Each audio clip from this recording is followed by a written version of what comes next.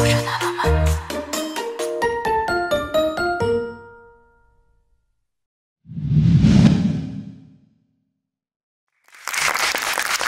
보셨어요? 네. 저는 이 영화 보면서 약간 내가 기대했던 것과는 또 다른 어떤 맹렬함, 영화의 기세 같은 것들을 확인하는 영화라서 끝날 때 더 기분이 좋고 얼얼한 느낌까지 들었습니다. 그래서 오늘 그에 대한 얘기를 좀 하려고 하는데요. 오늘은 영화 연출해주신 김대우 감독님, 조여정 배우님과 함께 조은지 감독님까지 오시고 함께 이야기해보도록 하겠습니다. 세 분 옆에 와 계시거든요. 그럼 박수로 세 분을 무대로 모시도록 하겠습니다. 큰 박수로 맞이해주세요.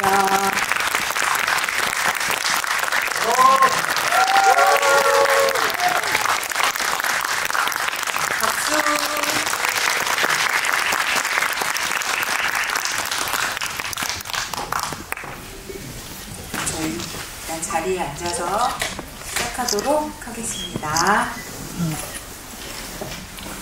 그럼 오늘 관객분들 여전히 이제 개봉하고도 이 영화의 매력에 푹 빠져서 이 자리 찾아주신 관객분들 만나시는 소감, 인사 말씀 한 분씩 여쭙고 시작할게요. 네, 배우님. 네, 안녕하세요. 히든페이스를 좋아해 주셔서 너무 감사하고 GV를 하게 돼서 엄청 설레고 떨립니다. 반갑습니다. 네, 안녕하세요. 감독관 김대우입니다. 여기쪽으로 와주셔서 고맙습니다. 네, 안녕하세요. 저는 히든페이스에서 나오진 않았지만 이 자리에 나온 조은지입니다. 반갑습니다.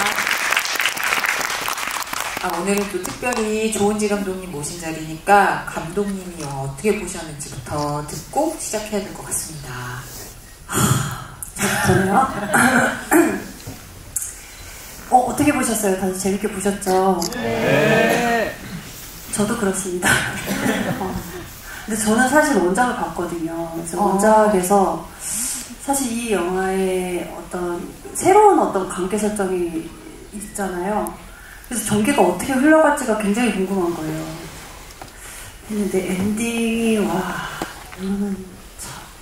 이것이야말로 반전이로구나 이런 생각이 들 정도로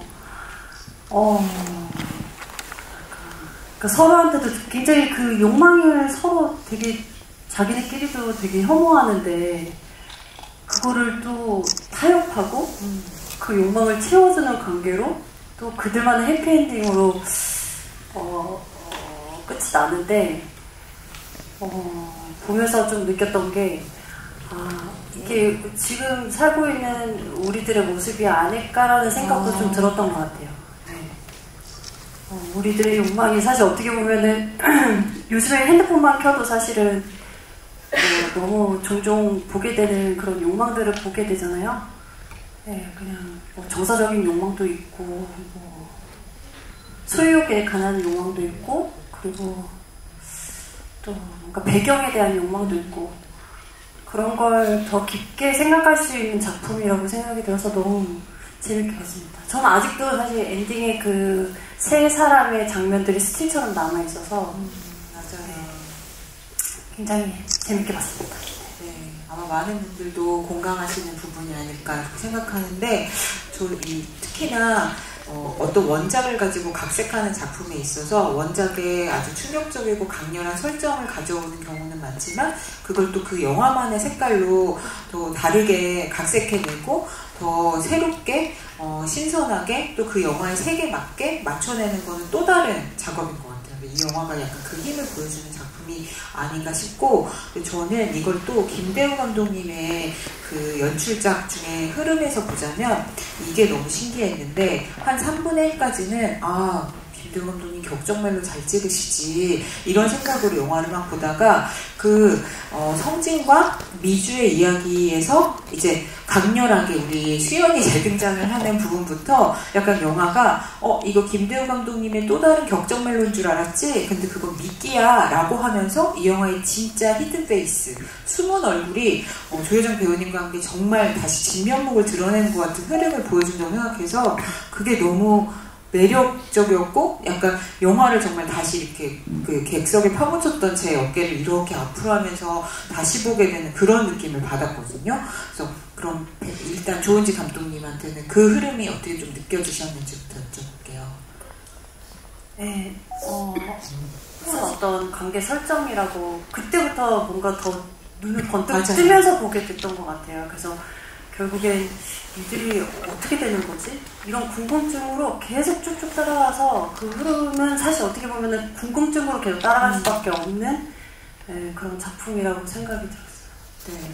근데 이 영화는 진짜 민낯이 이제야 본격적으로 드러난 것 같다라는 초집중을 하게 되는 그 흐름을 이끄는 게 바로 그 3개월 전으로 돌아갔을 때 수연인 것 같거든요. 근데 그런 점에서 보면 약간 등장할 때 모자란 거 없이 자란 사람 특유의 어떻게 보면 우리가 뭐 드라마나 이런 데서 되게 많이 봤던 좀 이른바 막대 먹은 거칠 것 없는 금수저 캐릭터 이런 사람인가 하고 따라가게 되는데 배우님이 보여주는 어떤 그 저돌적인 열기 강렬함 같은 게 나중에는 우리가 오히려 수연한테 설득당하는 것 같은 느낌이 든다고 해야 하나? 그러니까 자기가 원하는 거에 있어서 그 누구보다 솔직하고 근데 그걸 부끄러워하지 않고 상대가 누구든 그걸 정말 당당하게 요구하는 모습이 나중에는 내가 앞에 있어도 고개를 끄덕일 것 같다. 약간 너무 저렇게 당당하니까 순수하게까지 느껴진다. 이럴 정도라고 해야 되나? 그래서 그런 우리가 흔히 아는 부잣집 딸내미 캐릭터와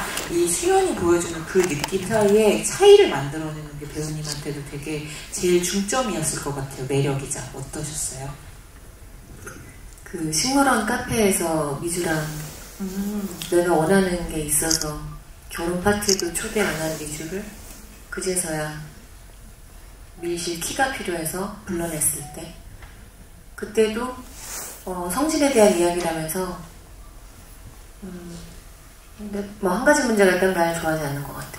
맞아. 그 대사가 언니는 그럼 미쳤냐? 이러고 하지만 날 좋아해야 돼. 내가 안 좋아해도 날 좋아하는 게 맞아. 이 대사가 되게 고민이 많았는데요. 그거를 진하게 하면 진짜 스스로 그렇게 생각하는 사람이 아니게 느껴질 것 같더라고요. 그 말을 진하게 하면.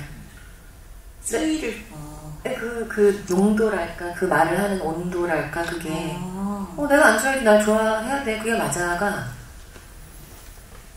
보통 그렇게 생각하고 살지 않기 때문에 그 노력으로 진하게 하면 좀 뭔가 들킬 것 같아서 그런 조절이 뭐랄까요, 그 요리도 따지면 레시피라고 해야 되나, 이 조합, 배합 그런 게 좀 어렵더라고요. 어떻게 해야 진짜 그렇게 생각하고 사는 사람 같을까? 그런 재미있었어요. 그래서 그러니까 수연이 너무 당연하게 우리가 느껴지기에는 너무 당연하게 보이는 그런 말 한마디, 표정 한마디, 몸짓 하나하나를 어떤 뉘앙스 농도로 해야지 그게 딱 그 원하는 느낌이 될까? 진짜 같을까? 노력으로 그런 게 아니라 진짜 원래 그런 사람 같을까? 그런 생각을 되게 많이 했어요. 예를 들면 언니는 미쳤냐? 이것도 진짜 제 말투는 아니거든요. 거기에도 미쳤냐 하나 가지고도 막 생각을 할 때 미쳤냐? 이게 예를 들면 제 말투면 이 안에는 미쳤냐? 이거 안에는 배려도 들어가 있고 뭔가 그런 게 들어가 있더라고요. 이건 또 아니잖아요. 수연이는 굉장히 그냥 완전히 배려 자체가 아예 없는 상대방에 대한 그런 쪽으로 좀 많이 좁혀가면서 찾으려고 했던 것 같아요. 우리가 느끼기엔 그게 되게 자연스럽다고 느꼈는데 배우님은 하나하나 너무 고민이 많으셨을 것 같아요. 네. 근데 제가 아까도 말씀드렸지만 저는 그런 의미에서 이 영화가 김대호 감독님 영화 중에서도 되게 색다른 결의, 또 다른 어떤 경향을 보여주는 작품이라고 생각했거든요. 그래서 뭐 감독님이 영화 중에 우리가 좋아하는 방자전이라든가 인간중독 같은 느낌이 되게 격정 멜로 같은 것이 무엇인지를 보여주는 영화였다면 이 영화는 그런 작품인 줄 알았는데 수연의 재등장과 함께 그거를 되게 이렇게 반전으로 진짜 이 영화의 욕망극은 세 명의 어떤 세속적 욕망을 가지고 각축전을 벌이는 데 있는 거다. 여기로 이제 이야기가 달려간다는 걸 보여주는 의미에서 감독님도 지금까지 연출하신 작품이랑 이 작품의 결이 좀 다르다고 느끼셨는지 궁금해요. 네. 그 공항 들어오는 장면인데 거기까지 이제 배드신도 있고 이제 성진과 미주가 만나는 장면도 있고 그렇고 이제 다 있는데 그때까지 그 템포로는 또 뭐 비슷한 거 하나 보다 이럴 것 같은데 공항에 들어오는 수연만 있으면 그때부터는 다 전복시킬 수 있지 않을까 뭐 이런 기대가 있었어요. 그래가지고 공항 들어올 때 어떤 모습으로 들어올지가 이제 저한테는 숙제여가지고 이제 헤어며 이제 의상이며 뭐 어떻게 하면 더 미주에게 상처가 되는 수연이 들어올까. 그래서 사람이 외모로도 누구에게 상처가 되지 않을까. 왜냐하면 자기는 괴로운데 너무 이제 스타일리시하거나 너무 생기발랄하면 상처니까요. 그래서 여정 씨하고도 많이 얘기하고 의상팀하고도 얘기하고 헤어팀하고도 얘기하고 그 외양 거기가 전환점이니까 총력전을 했던 기억이 납니다. 아 그렇구나. 근데 진짜 아직도 기억나요. 그 배우님이 공항 입국장에서 약간 그 의상과 헤어와 모든 모습뿐만 아니라 걸음걸이하며 그 손짓하며 커피 마시고 싶다 막 이렇게 하는 거 그렇게 한 그 모습이 진짜 우와 약간 이러면서 뭔가 이막이다 이런 느낌이라고 할까? 그 장면이 이렇게 신경을 많이 쓰셔가지고 만든 장면이라는 게 그래서 그런 의미에서 머리에 많이 남아있는 것 같습니다. 근데 우리 조은지 감독님도 연기를 하시는 입장이니까 이 만약에 수연이라는 캐릭터가 갖고 있는 이런 독특함 이 캐릭터만의 색깔 이런 거 어떻게 보셨는지 더불어서 이제 이 조혜정 배우님의 연기도 저는 사실 이게 그 수연이의 캐릭터보다는 이 캐릭터가 이 작품에 기능하는 그런 부분들이 조금 씁쓸하게 좀 느껴졌던 게 지금 3명 중에 가장 유일하게 그 사회적인 어떤 지위나 경제력을 갖고 있고 그거를 굉장히 권력으로 행하는 약간 그런 캐릭터잖아요. 근데 이제 뭐 너무 당연하면 안 되지만 사실 지금도 우리도 오늘도 어제도 요즘 며칠 내리 그 권력에 좀 당당하고 어떤 뻔뻔함과 마주하고 있는데 그런 지점이 마치 그냥 저는 당연하게 느껴지는 제 자신이 너무 씁쓸했어요. 네. 그래서 그런 부분들이 이 작품에 어떤 기능을 하는지에 대해서는 너무 명확하게 아는데 이거를 받아들인 내가 너무 당연한 어떤 느낌이 들어서 좀 그런 부분이 좀 씁쓸했던 것 같습니다. 이게 영화 속에 되게 극적이고 비현실 존재적인 존재처럼 느껴지는 게 아니라 우리가 그걸 현실에서도 찾아볼 수 있다고 느껴진다는 게 너무 슬프다는 거죠. 그러네요. 이 영화의 의미가 또 이렇게 해석이 된다는 게 또 되게 슬프기도 하고 안타깝기도 하고 그러네요. 네. 그리고 또 여정 씨의 연기는 그래서 제가 이게 어떻게 표현해야 될지 모르겠지만 어떻게 말로 표현해야 되겠죠? 네, 아무튼 사실 저는 같이 작품을 또 이렇게 같이 연기를 또 해봤잖아요. 네. 근데 좀 이 작품을 빌어서 얘기하자면 조여정이라는 사람은 본인의 집 밀실에 좀 넣어두고 캐릭터만 나와서 사는 사람 같았어요. 작품을 임할 때. 배우님이 아니고 인간 조여정이 안 보이고. 네. 저는 지금까지 해왔던 여정 씨의 그 작품을 보면은 누구나 한 번쯤은 좀 뭔가 이렇게 사릴 수 있는, 몸을 좀 사릴 수 있고 고민할 수 있는 그런 캐릭터임에도 불구하고 너무 거침이 없고 맞아. 그 작품에 되게 불태운다고 해야 되나? 그게 또 이제 작품에 너무 고스란히 담겨 있으니까 맞아. 참 대단한 배우다. 우리나라에서 이런 배우가 있을까라는 생각이 들 정도로 이번 작품에도 역시 그랬고요. 그래서 왜 이렇게 떨고 있죠 지금? 듣는 저도 떨려요. 죄송합니다. 왜요? 네, 아무튼 그래서 정말 여정 씨의 연기를 보면서 이번 작품에서도 굉장히 감탄을 했고, 네, 앞으로가 더 기대됩니다. 네. 근데 저 배우님, 감독님이 무슨 말씀하시는지 알 것 같아요. 배우님은 약간 작품마다 전력 투구하는 느낌이 있어요. 그죠? 감사합니다. 근데 네, 전력 투구를 사실 모든 배우들이 다 하죠. 다들. 근데 저도 하는데 또 그 전력 투구가 또 막 너무 드러난달까요? 막 참 열심히만 해, 저 친구는. 이렇게 그러는 건 또 약간 그렇게는 또 보이고 싶지 않고 어떤 얘기인지 아시죠? 네. 그래서 칭찬으로 듣겠습니다. 아니 이런 느낌이에요. 공부 잘하는 애가 너 왜 이렇게 시험 잘 봤니 그랬는데 나 공부 안 했어 라고 하면 얄밉잖아요. 근데 배우님은 1등 한 것 같은 느낌이 확 드는데 열심히 한 것도 보여서 더 좋은 그런 느낌인 거예요. 그렇지 않습니까? 네.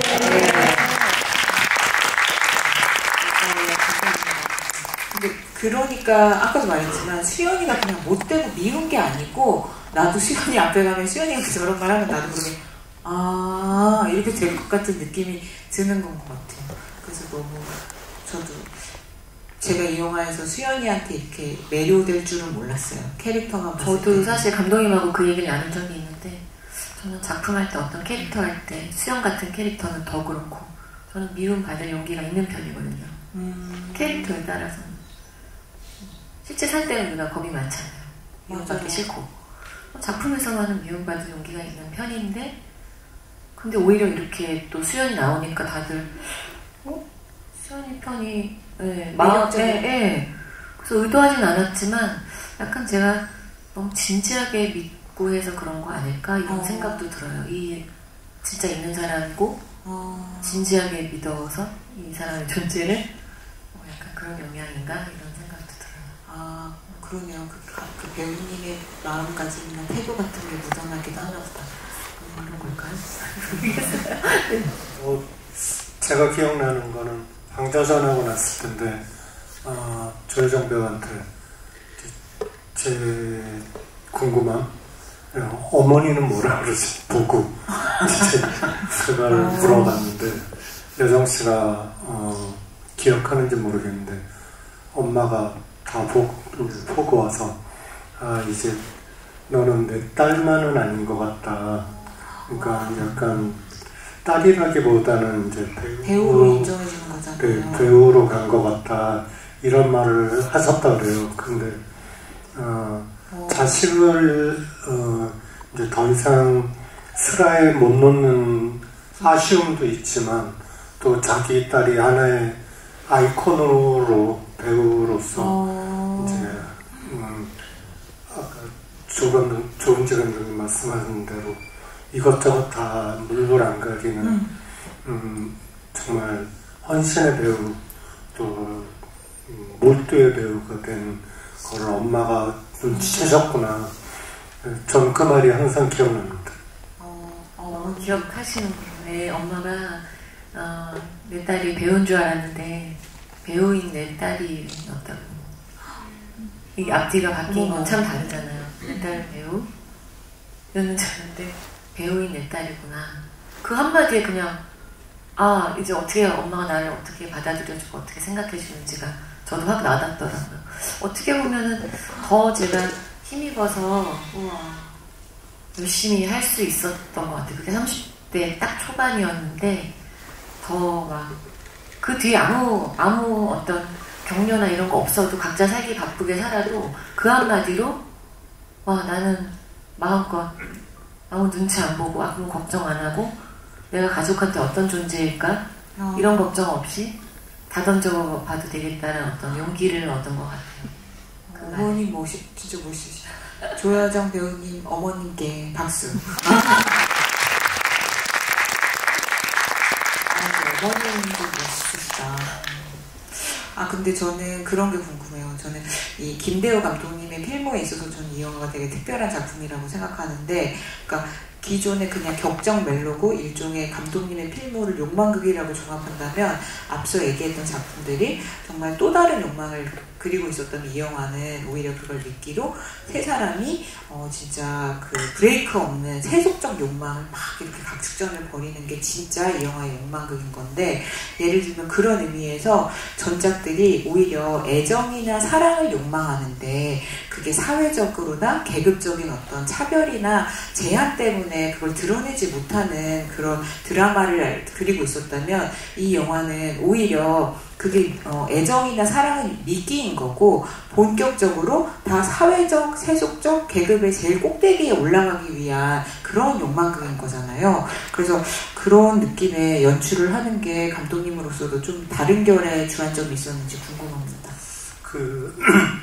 앞쪽에 제가 뜨문뜨문했던 영화들은 제가 사실은 터부가 있으면 영화를 할 수 있다 이런 생각이 있었어요. 그래서 예를 들어 음란서생은 왕의 여자, 그러니까 그 군신의 예를 벗어나는 거고, 방자전은 양반의 예를 벗어나는 거고, 인간행동은 되려 보호해야 될 사람의 아내를 탐한달까요? 이런 건데, 이번에는 그 터부에서 좀 벗어나고 싶었어요.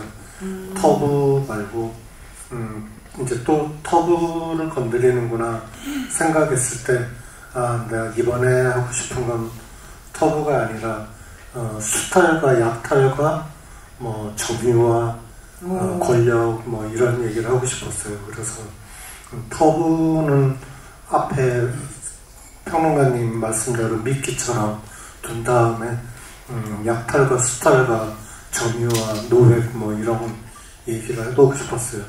그래서 그런 거는 꼭 물리적으로 횡포하게 굴지 않아도 수영 같은 인물에게도 얼마든지 격렬하게 당할 수 있고, 또 미주에 의해서도 격렬히 당할 수 있고 그런 거다라는 생각이었습니다. 네, 저는 감독님의 어떤 작품 세계에서도 제 2막이 펼쳐진 거 아닌가 그런 생각이 좀 들어서 좀 앞으로가 더 기대되는 그런 느낌이 이 영화를 많이 가졌습니다. 근데 그렇다면 사실 이 영화가 특히나 이제 이 영화의 진면목, 진짜 얼굴이 드러난 뒤로는 정말 새 인물이 망설임이나 돌이킴 같은 거 없이 막 질주하잖아요. 근데 그런 의미에서 그 인물들의 감정을 우리가 정말 새참비처럼 막 맞으면서 같이 나가는데, 그런 의미에서 이제 연기하신 배우님은 그런 감정들을 어떻게 느끼고 연기하셨는지 궁금한 부분들이 있어요. 그래서 예를 들면, 그러니까 말씀하신 것처럼 그 수연은 누가 자기를 안 좋아하는 거는 상상조차 할 수 없는 일, 용납할 수 없는 일이라고 느끼고, 또 예를 들면은 어쨌든 오랜 관계를 맺어온 미주하고도 애정 관계라는 게 결국은 노예 같은 관계고, 서로를 너무 잘 아는, 서로 서비스해주는 그런 관계인 거다라고 생각하잖아요. 근데 물론 이제 그 창고 때문에 미주를 다시 만난 거긴 하지만, 거기서 난 그날 이후로 너 외에 누구 좋아해 본 적 없어. 내가 너 지금 배신하는 거지만 그래도 난 추억을 배신하진 않아. 근데 이게 진짜 신기한 게, 이렇게 적어놓고 제가 읽으면 너무 말이 안 되거든요. 네. 그렇잖아요. 이게 이렇게 얘기하면 앞에서 무슨 소리 하는 거냐고 할 것 같잖아요. 근데 거기서 보면은 미주가 앞에서 이러잖아요. 그러니까 그게 참 희한한 건데, 연기라는 게. 그러니까 이런 대사나 그때 하는 뉘앙스를 보면, 그럼 진짜 수연이 미주를 좀 다른 사람하고는 다르게 특별하게 생각하는 건가? 그 둘의 애정 같은 거에 대해서는 어떻게 생각하는 건가? 이게 너무 궁금하더라고요. 제 해석이 맞는지 모르겠어요. 수연에 대해서. 미주가 수연이에게 특별한 것은 단지 미주가 그만큼 다 걸었기 때문이다, 나에게. 나에게 다 건 만큼 정도로 특별한 거. 성진은 다 안 거니까 자꾸. 그러니까 막 자꾸 막 짜증이 나고. 그렇게 저는 해석했어요, 수연이를. 그래서 그 사랑이라는 정의가 모두가 다르듯이 수연이는 사랑, 어렵고 그냥 기본적으로는 다 모두가 날 좋아해야 되는데, 나를 얼마큼 다 던지고 좋아하느냐의 순서로 미주는 정말 가족도 없고 연고도 없는 친구고 오로지 나만 정말 나만 바라보고 의지하니까 1순위가 아닐까. 사랑하지. 그럼 너 다 해야 돼. 그리고 내가 그 애정 순서대로 놓고 내가 원할 때 원하는 거리에 내 마음대로 둘 수 있는 것. 사랑을 배치해서 지금은 좀 안 필요해. 그럼 좀 밀어놓고 또 필요하면은 다시 저는 약간 이렇게 생각했어요. 수연이가 이런 사람 아닐까? 그렇게 해석을 하지 않으면 이게 말이 안 나오더라고요. 이 말이 이 말이 그래서 되게 아직도 기억나는 게 식물원 그 카페신 찍을 때 저도 어려워서 이 친구한테 막 집중하면서 찍는데 비교적 초반에 찍었어요. 그게 그래서 공항 정도 찍고 이제 친구를 봤는데 아무래도 지연 양을 여러 번 많이 못 본 거죠. 그래서 저도 최대한 집중해서 이렇게 뒤에 그 말을 해야 되니까 하는데 감독님이 원래 디렉션이 원래 워낙에 길지도 않으시고 말도 안 하시고 하시는데 무전기로 딱 한마디 하시는 거예요. 연성씨 조금만 더 집중해주세요. 이렇게 한마디 하셨어요. 근데 그 말이 나 지금 상당히 집중했는데 미주한테 여기서 더 집중하라고. 그래서 이게 순간 더 집중. 그래서 어떻게 더 근데 그래야 이 말이 나오는 거예요. 그냥 보는 사람도 이게 말이 되는지 안 되는지도 못 느끼게 이렇게 되는 씬이었던 것 같아요. 맞아요. 저도 저거는 보니까 너무 이상하더라고요. 그것도 혼자 집에서 연습하면서 그랬어요. 이게 무슨 말이지? 하지만 이거를 약간 홀리듯이 사람 홀리듯이 이 말을 했을 때 앞사람이 끄덕끄덕하게 해야 된다. 이 말을. 저는 차례는 아니지만 끼어들면 이 세상에는 사랑 자체가 불가능한 사람들이 있다고 생각해요. 사람들은 인정하지 않지만 사랑 자체가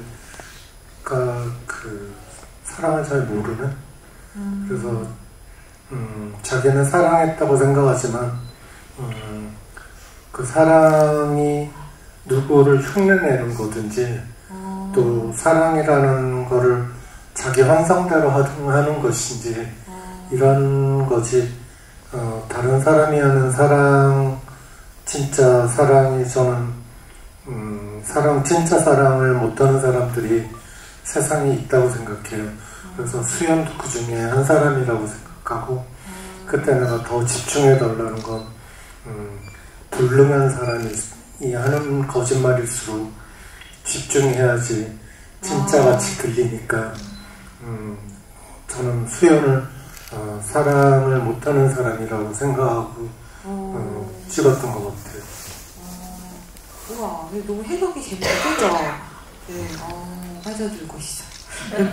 배우님은 어떻게, 근데 그래서 저는 이 영화 중반에 너무 재밌었던 게 뭐냐면은 처음에는 그 수연이 사라진 상황에서 성진의 막 악정 고투와 막 이 긴장이 막 보이다가 거기에 미주가 싹 들어왔는데 갑자기 이제 그게 흐름이 확 바뀌면서 수연이 딱 이렇게 몰고 가면서 수연하고 미주의 관계가 펼쳐지잖아요. 근데 그건 또 이 영화가 정말 되게 이 영화의 킥으로 보여주는 그 관계잖아요. 그 관계에 약간 진짜 홀리듯이 본 것 같거든요. 근데 그게 막 우리가 흔히 생각하는 그 둘이 원래 찐한 관계구나 라는 게 단순히 또 막 절절한 사랑인 게 아닌 관계라서 더 이렇게 볼 수밖에 없었던 것 같아요. 그래서 그 관계를 어떻게 보셨는지. 저는 앞에 다 말씀을 하셨지만 저는 사실 조금 다르게 봤던 게 어쨌든 두 사람의 그 플래시백이 나오잖아요. 그 두 사람의 그 약간 애틋한 서로 이런 게 보여서 좀 응원하고 싶다. 아니 근데 이게 분명히 있어. 약간 애틋함이 있어요. 네, 애틋함 느끼신 분. 네. 난 그래서 저 응원하고 싶은데 근데 그 엔딩을 마주했을 때 그 미주와 수연이가 했던 대사들이 계속 머릿속에 떠오르더라고요. 사실 저는 지금 앞서 얘기하셨던 부분들도 좀 간과하면서 들었던 것 같아요. 그 대사가. 근데 마지막에 서로 어떤 뭔가 결핍이라고 해야 되나요? 왜? 그 결핍을 채우는 관계일 뿐이었구나. 이런 생각이 들면서 좀 뭔가 퍼즐이 맞춰진다고 해야 되나? 저는 이런 생각도 들었어요. 찍을 때 그 과거 플래시백 나올 때 2번 다 밀실 안에서 맞아. 찍고 마지막에도 밀실 안에서 끝낼 때 저는 미주를 이렇게 현장에서 바라보는데 뭔가 이 관계가 이것도 그냥 수연스러운 생각이에요. 전 그런 사람 아니에요. 수연스러운 생각인데요. 얘는 왠지 내가 밀실에다가 숨겨놓고 만나고 싶은 사람 있잖아요. 사람이 사람한테 그러면 안 되는데 그 중간중간 우리 햄스터가 막 보이잖아요. 약간 사람을 그렇게 피드한달까요? 얘는 그런 거니까? 그러니까 미주가 약간 그런 느낌도 있었어요. 이렇게 나만 숨겨놓고 나만 보고 싶은, 나만 바라봐주고 하니까 그런 기분이 좀 들더라고요. 제가 이제 시나리오 강의를 좀 했던 편인데 제자들이 그래서 많은데 한 3명 정도가 자기는 미주인 것 같다고 고백했으니까 영화 보고 네, 자기는 미주였다고 누가 나 가둬줬으면 네, 좋겠다고. 누가 가둬주고 능동적인 활동을 못하고 그냥 수동적인 시키는 대로만 하는 그런 존재라는 걸 영화 보고 깨달았다고. 그래서 세상에 미주가 또 의외로 많구나. 예. 그러니까 아까 말씀드린 거에 조금만 첨언하면 저는 이 영화의 제 나름의 테마는 소유욕과 사랑을 구별하기가 참 어렵다라는 거였어요. 사람들이 저는 소유욕과 사랑을 명확하게 구별하기가 참 어려운 것 같아요. 그래서 그러니까 수연의 소유욕과 미주의 사랑과 성진의 출세욕이랄까? 그거 3개가 다 사랑으로 이렇게 마무리되는 해피엔딩이 하고 싶었던 것 같아요. 네. 혹시 이런 거 물어봐도 되나? 이 영화를 보고 내가 미주과다라고 느끼신 분 있어요? 있대요. 저 조여정 배우님 같은 분이라면 사육당해도 좋을 것 같아요. 조여정 배우님 같아라면? 네. 그렇군요. 지금 완전히 수연으로 보시는 거 아니에요? 근데 그게 또 중요하죠. 내가 미주가 될 수도 있지만 누구의 미주가 되느냐도 중요하죠. 그죠? 아무의 미주나 되고 싶진 않은 거죠. 그렇죠. 네. 그러네요. 근데 저는 이 영화의 시나리오, 감독님 워낙 시나리오 잘 쓰시기로 유명하신 분이니까 그 구성에서도 되게 눈에 띄었던 게 뭐냐면은 예를 들면 새 인물이 정말 나중에는 정말 예를 들면 계급장 떼고 스스럼이나 이런 거 다 떼고 막 자기가 원하는 거에 따라서 막 기민하게 움직이고 치열하게 움직이는데 그 구성이 아까 말씀드린 것처럼 앞서서는 성진이 끌고 가는 드라마처럼 보이고 거기서 미주가 나타나는데 근데 갑자기 수연의 재등장으로 인해서 수연과 미주의 또 다른 면이 보이면서 이게 극이 그 중심으로 막 가잖아요. 그러다가 이게 그 밀실로 들어가고 밀실의 비밀이 드러나면서 새 인물이 이제는 상황마다 내가 이 욕망극의 승기를 꽂으리라 하는 걸로 막 달린단 말이에요. 그래서 이렇게 짜기가 힘든데 인물이 각각의 파트를 다 이끌고 가는 진짜 약간 되게 조화로운 이런 걸 교향곡이라고 하는 거 맞나? 약간 그런 구성을 보는 것 같은 느낌이랄까? 그래서 감독님 되게 이런 구성도 다 치밀하게 생각하면서 영화를 만드셨나 싶었거든요. 그래서 이 얘기도 들어보고 싶습니다. 뭐 그렇게 안 했더라도 했다 그래야죠. 많은 칭찬이 나왔으니까 다 구상한 거고요. 예상했고 그렇습니다. 그렇군요. 네. 그래서 약간 배우님들도 연기하기 너무 재밌었을 것 같고 서로 이제 바톤 넘기듯이 막 이렇게 주고받으면서 연기하는 거니까 그래서 그런 구성으로도 이 3명의 각축전에 너무 어울리는 구성이다. 그래서 세 인물 모두에게 우리가 약간 관심을 기울이면서 볼 수밖에 없는 구성이다. 이런 게 다 감독님의 치열한 구상 안에 있었구나 이런 생각이 들었고요. 근데 여러분도 그러셨을 것 같고 조은지 감독님도 말씀하셨지만 사실 결말에서 누가 승기를 잡는 결말이 될지 마지막까지 예측을 못하겠는 게 이 영화가 정말 관객의 긴장을 딱 잡고 가는 면인 것 같아요. 그리고 사실 그거는 그 세 인물 중에 누구의 승리가 되는 결말이어도 다 우리가 아 이런 느낌이구나, 아 이런 걸 시사하는구나 이렇게 다 해석할 수 있었을 것 같아요. 근데 지금의 결말을 주신 이유가 뭔지 궁금해요.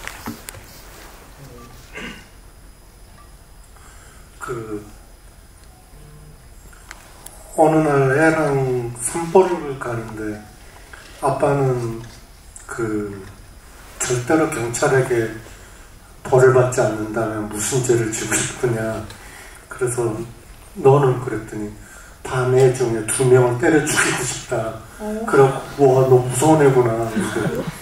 이제 집에 오면서 나는 뭘까 막 생각을 많이 해봤어요. 근데 나도 내가 미주가 되는 게 아닐까? 내가 내 마음속에 미주가 있는 것 같다. 그래서 범죄 가해자보다는 범죄의 피해자로 있는 게 나의 범죄인 것 같다.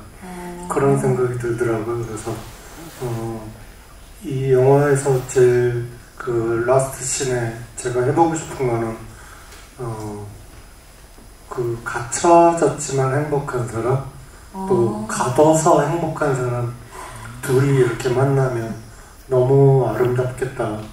비록 그 안에 불빛은 식물 키우는 등인데 그 식물 키우는 등의 그 색깔처럼 마제타 빛으로 되게 빛나겠다.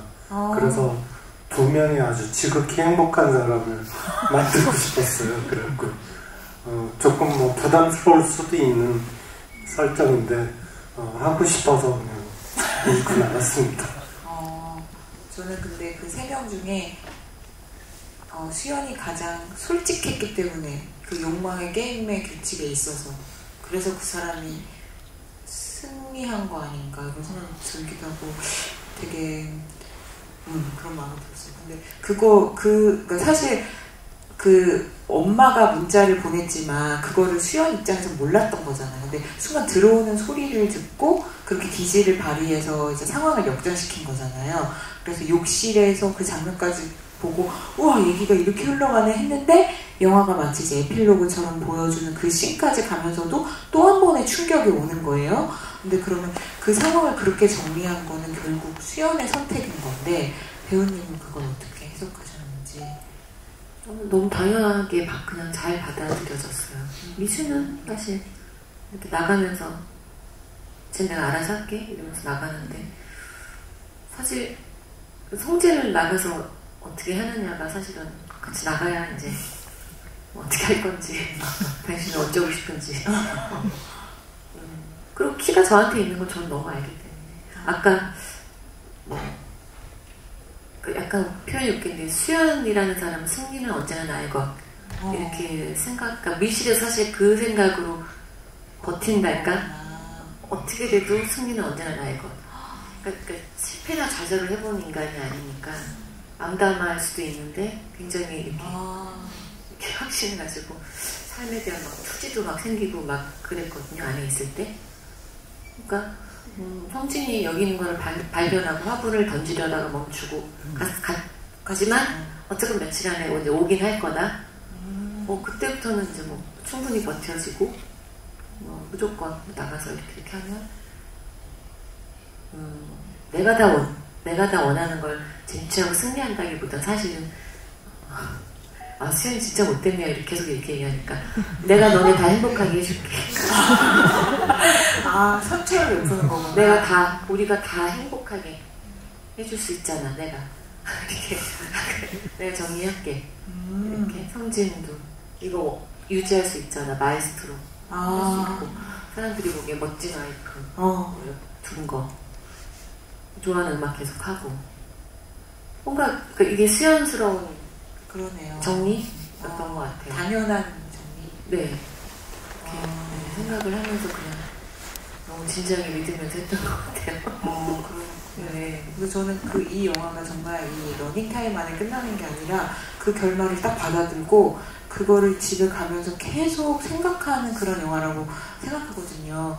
그리고 그 결말의 충격을 조은지 감독님도 앞서서 얘기해 주셨고, 그래서 그걸 어떻게 계속 곱씹고 계신지, 이 영화의 결말을. 네. 저는 여기서 계속 해피엔딩이라고 얘기하시는 것도 너무 재밌어요. 해피엔딩처럼 끝났지만 저는 수연이가 이렇게 들어간 순간부터 나오는 순간까지 하의를 벗지 않거든요. 그냥 절대 벗지 않아요. 잘 때만. 그랬나? 네, 그러니까 결론적으로는 자기는 나갈 거라는 걸 너무나 잘 알고 있는 인물이라고 생각이 들었는데, 이들의 어떤 관계는 조금 다를 거라는 생각이 좀 들었어요. 저는 좀 이게 열려있는 결말이라고 좀 생각이 들었던 게, 그랬으면 하고, 예. 이 관계가 그 관계의 지속성이 계속 이어갈 수 있을까라는 생각이 들면서 이어가지 않았으면 좋겠다는 생각도 들고, 지금 우리가 겪고 있는 걸 얘기할 수밖에 없겠네요. 어쨌든 지금 이 작품을 보면서도 제가 요즘에 자꾸 이렇게 떠오르는 게, 누군가의 어떤 삐뚤어진 욕망? 이런 걸로 인해서 겪고 있는 상황들이 좀 끝이 났으면 좋겠다.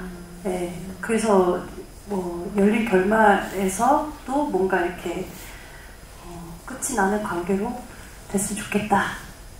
이런 걸 좀 곱씹게 되는 것 같아요. 요즘 들어서는. 네. 그렇구나.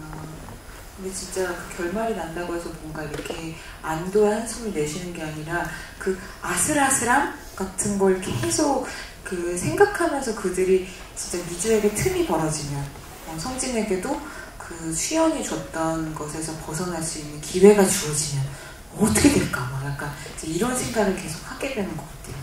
그래서 이 영화의 결말이 그런 의미에서 좀 어떻게 보면 되게, 저는 이 영화가 그렇다고 생각하는데, 실험실에 3마리의 쥐가 있는데 그 쥐에게 망설임이나 죄책감 같은 걸 제거하는 약물을 투여하고, 니네끼리 한번 욕망을 버려봐 해서, 그러면 인간의 욕망에 과연 어떤 원초적인 결과를 나타내는지 보는 실험극 같다고 생각했거든요. 결말로 갈수록. 근데 그걸 보여주는 결말이라는 생각이 들었어요. 그래서 이 영화가 그래서 영화적인 것 같아요. 캐릭터들이 영화 안에서만 극으로 우리가 만들어볼 수 있는, 끝까지 가볼 수 있는. 그래서 저도 그거 수연이라는 캐릭터에 대한 반감이 전혀 없이, 이건 극이고 어떤 우리가 실제 인생에서 절대 끝까지 못 가보는 어떤 상황까지 가보는 거야. 여기서만 그런, 뭐랄까, 재미있는 확신을 좀 가지고 진지하게 믿을 수 있었던 것 같아요. 네. 저는 그런 부분에서 이게 좀 인간 욕망을 비추는 굉장히 흥미로운 결말이라고 생각했습니다. 이렇게 시간이 벌써 훌쩍 갔는데, 여기 또 영화사에서 여러분들 드린다고 이 영화 주제로 만든 예쁜 와인잔이 있거든요. 또 안 깨지는 와인잔이래요. 그래서 오늘 현장 질문 좀 빨리 받아보고 질문하신 선착순으로 드리려고 그러는데, 손 들어주시면 마이크 전달해드리면서 선물 드리겠습니다. 네. 어느 분일까 하는 분.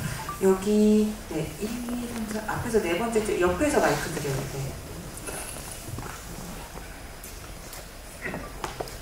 예, 영화 오늘 2번째로 왔는데, 약간 좀 그 수연의 입장에서 본 것 같아요. 그래서 이게 수연의 픽처가 처음부터 아니었을까 그런 생각이 들었어요. 이게 무슨 얘기냐면, 처음부터 이거를 다 계획을 한 것 같아요. 상대층의 삶에 너무 이제 살다 보니까 너무 이제 좀 신물이 난 거야. 그래서 밑바닥 인생을 한번 살아보고 싶었어. 그래서 이제 그 안으로 직접 들어가고, 그리고 그 미주를 그 안에다 가둬놔야 되는데 이유가 있어야 되잖아. 그러니까 얘를 잘못을 하게 만들어 놓고 마지막에 그 결말을 이미 다 예상을 해놓은 거예요. 제가 왜 이런 생각까지 했냐면, 있잖아요, 썩은 라면 그걸 빡빡 문질러가지고 그걸 먹는 장면에서 너무 뭐라고 해야 될까, 너무 그거를 맛있게 먹는 거야. 그거 사실 그거 먹으면 배탈 나거든요. 유통기한 지난 라면 먹고 그러면 그거 먹으면 버티잖아요. 그러니까 이 뭔가 이렇게 살아남으려는 그 욕구가 대단한 사람이에요. 절대 나는 여기서 죽지 않는다. 말씀하신 것처럼. 그리고 이 배우한테는, 아니 이 수연한테는 가장 든든한 엄마가 있어. 사실 엄마가 나를 분명히 찾아낼 것이다 라는 뭐 믿음이 있는 거예요. 그 엄마가 있죠. 엄마가 그 송소원 배우한테 얘기를 하잖아요. 딸이 계속 안 나오는데 사실 엄마는 살짝 눈치를 채고 있어. 근데 그 얘기를 하는 거예요. 그래가지고 그럼 어떻게 해야 되지? 내 딸이 없는데 너를 어떻게 해야 되지? 이제 이러면서 송수원한테 빨리 딸을 데리고 와 라고 사인을 준 거지. 예, 사인을 준 거예요. 그래서 그렇게 이제 결말이 날 거를 이미 예상을 하고 들어가서 그 경험을 밑바닥 인생을 경험했다고 나는 생각을 한 거예요. 네, 그럼 이 수연의 이 푹 빠져서 연기하신 그러니까 제가 느낀 게 뭐냐면 네. 이 조여정 배우가 아니었으면 이 역을 누가 이거를 소화를 했을까 진짜.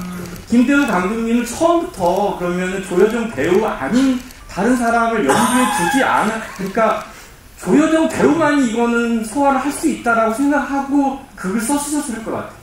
분명히. 아니 다른 사람 같으면은 이 역이 도저히 안 됐을 것 같고 어떠셨는지, 그리고 배우님도 그 안에 들어가서 연기하면서 이렇게 막 라면 부셔먹고 하면서 어떠셨는지 궁금합니다. 네, 그 배우님, 감독님께 조여정 배우가 아니면 수영을 연기할 수 없겠다 이런 마음이 확신이 있으셨을 거라고 물어보고, 그리고 솔직히 저도 이거 여쭤보고 싶었는데 그 미실 장면이 사실 찍을 때는 그 통유리창으로 누가 건너 보이고 이런 게 아니라 혼자 진짜 계속 연기하면서 실제 세트가 그대로 돼 있긴 해요. 그대로 집처럼 똑같이 지어. 근데 이쪽 장면을 일단 따로 찍잖아요. 그 앞에서 막 이렇게 송승헌, 박지현 배우가 계속 다 이렇게 상대해주는 건 아니잖아요. 상대해주잖아요. 그래, 특수한 각도에서만 혼자 하고. 기본적으로는 앞에서 똑같이 해주고, 어떤 각도에서 또 혼자 제가 하기도 하고, 그게. 그럼 일단 감독님 말씀 듣고. 네. 예, 뭐 조여정 배우 사랑해 주셔서 고맙습니다.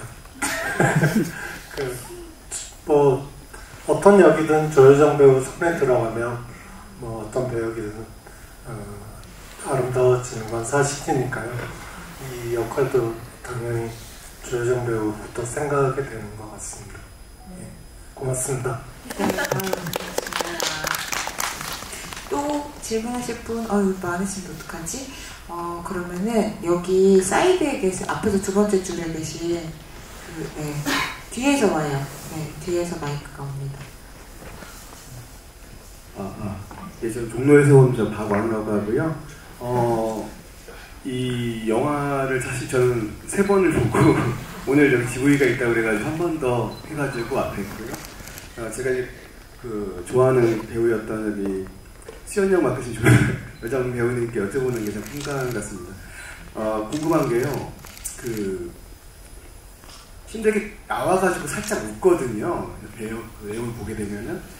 저는 그걸 보고 느꼈던 거는, 요것들을 어떻게 내가 다시 이제 할까. 그 즐거움을 또 갖고 계셨다는 그런 느낌이 있지 않았을까 생각을 했고요. 그리고 현실적으로 이런 어떤 초권력자, 거의 다이아몬드 물고 나온 이런 사람들이 없을 것 같지만 또 있을 수도 있거든요. 그렇지만 현실적으로 없길 바라지만 그런 역할을 하시면서 가장 표현하시기가, 물론 아까처럼 이런 일은 없을 거야 하면서 이제 몰입하셨다고 하지만 그럼에도 불구하고 그 역할을 하시면서 힘드셨던 부분이 어떤 게 있었는지 궁금하고요. 마지막으로 이제 김대우 감독님께 한 가지 여쭤보고 싶었던 건요. 이게 이제 그 영화 상에서는 중간에 생략되면서 마지막으로 확 넘어갔는데요.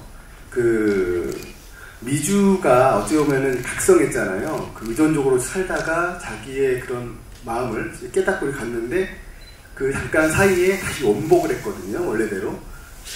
그렇게 된 게 어떤 뭐 설득이 있었던 건지 아니면은 중간 내용이 없어가지고요. 설득이 된 건지 아니면은 본인이 그런 걸 좋아했기 때문에 자발적으로 참여한 그쪽으로 간 건지 그 부분이 좀 궁금했습니다. 어떤 의도가 있으셨는지 알겠습니다. 감사합니다.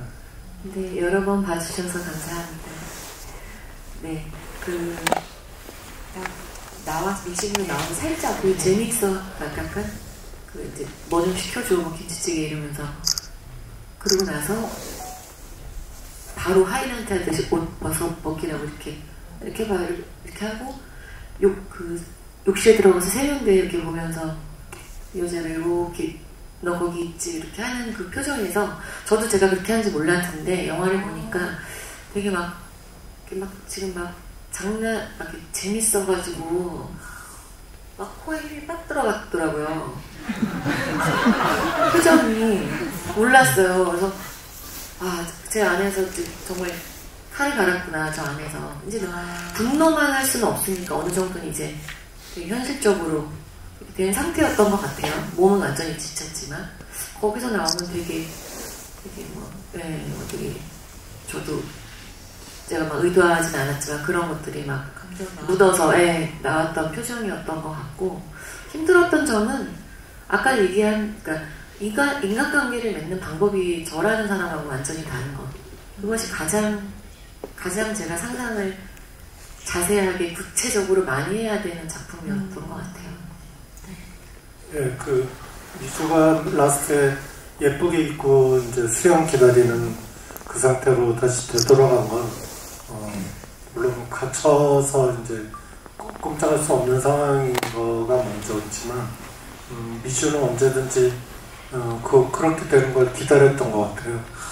그래서 저는 사람들이 그럼 계속 이렇게 두는 거야 저한테 물어봤는데 내보내주겠죠.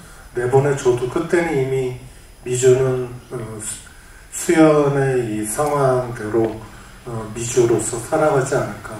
그래서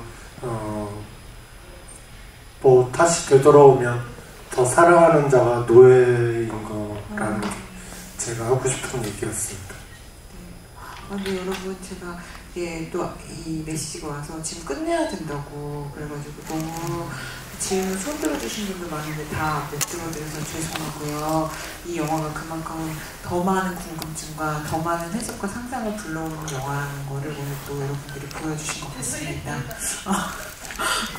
네, 노예가 됐다고 다들 고백을 하고 계세요. 여기 앞에서 보면은. 네. 오늘 이 장이 어떠셨는지 세 분의 인사 말씀 각각 듣고 마무리하겠습니다. 네, 짧게 하겠습니다. 날씨가 많이 추워졌고 마음은 시리지만 몸은 따뜻하게 겨울 나시길 바라겠습니다. 감사합니다. 네, 저는 영화라는 매개로 이렇게 관객과 마주 앉아 있는 자체가 영화의 힘이고 영화의 쾌락이고 영화가 아름다운 근거라고 생각합니다. 이렇게 늦은 시간까지 이야기 함께 해주셔서 고맙습니다. 네, 여러분들이 있어서 히든페이스라는 영화가 완성이 된 것 같습니다. 너무 감사하고 네, 좋은 연말 보내세요. 감사합니다. 너무너무 감사하고요. 아마도 이 영화를 보고 난 이후로 이 영화의 숨은 것들, 숨은 감정들, 숨은 얼굴들이 계속 떠오르지 않을까라는 생각합니다. 네, 끝까지 함께 해주셔서 같이 인사할까요? 네, 하나, 둘, 셋. 감사합니다. 회장 도와드리겠습니다. 박수 다시 한번 보내주세요.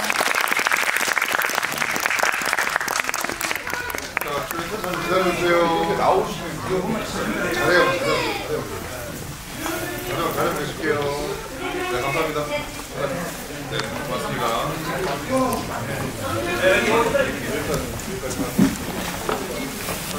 잠깐 기다려주세요. 네, 고맙습니다. 잠깐 기다려주시면. 맥스본입니다. 맥스본이요. 네, 고맙습니다. 잠깐만 기다려주세요. 잠깐만 자리에 앉아 계세요.